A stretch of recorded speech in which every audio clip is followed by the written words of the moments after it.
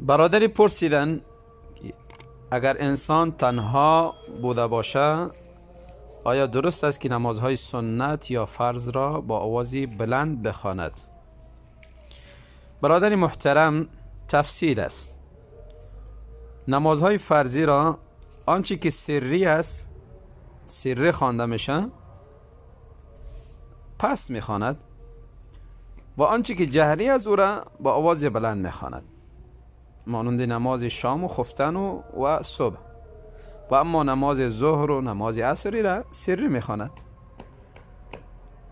و اما سنت های مربوط به نمازهای فرضی اینها را اصل میست که سری خوانده میشه.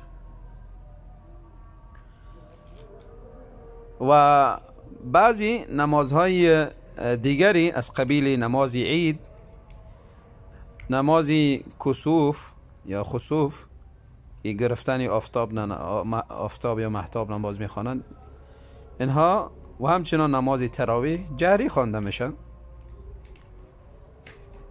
و نمازهای نوافل دیگری در روز اگر انسان میخوانه بهتر است که سری بخوانه. اگر جهری گاهی خواند مزاحمت نباشه مشکلی نیست. و اما نمازهای نفلی شب بهتر است که بلند خوانده شود اگر مزاحمت نبوده باشه. بارک الله فیکم. برادری پرسیدن آیا منافق برادری مؤمن شده میتواند یا خیر؟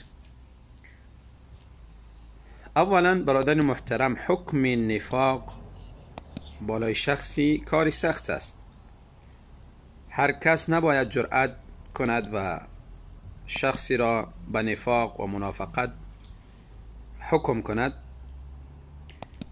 الا شخصی که نفاقش واضح بوده باشه، نفاق اعتقادیش.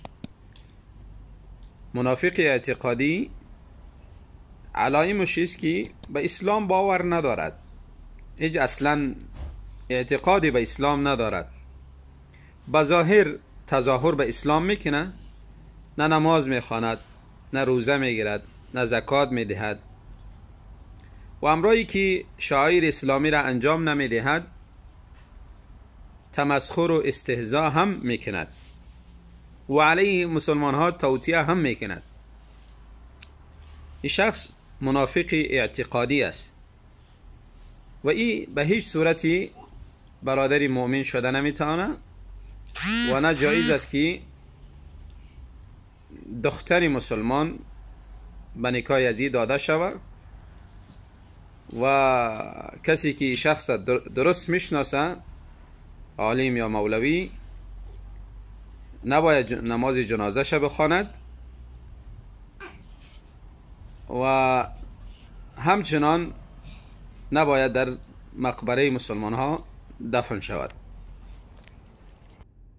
برادر دیگری سوال کردن بعد از کندن موهای زیر قول یا کش و یا تراشیدن موهای زیر ناف آیا غسل بالای انسان واجب میشه؟ نه خیر برادر، غسل واجب نیست. البته انسان غسل کنه از کمال پاکی است، بهتر است که غسل کنه، چون بیشتر زیر کش انسان بو میگیرد و با کندن مو باز هم آثاری از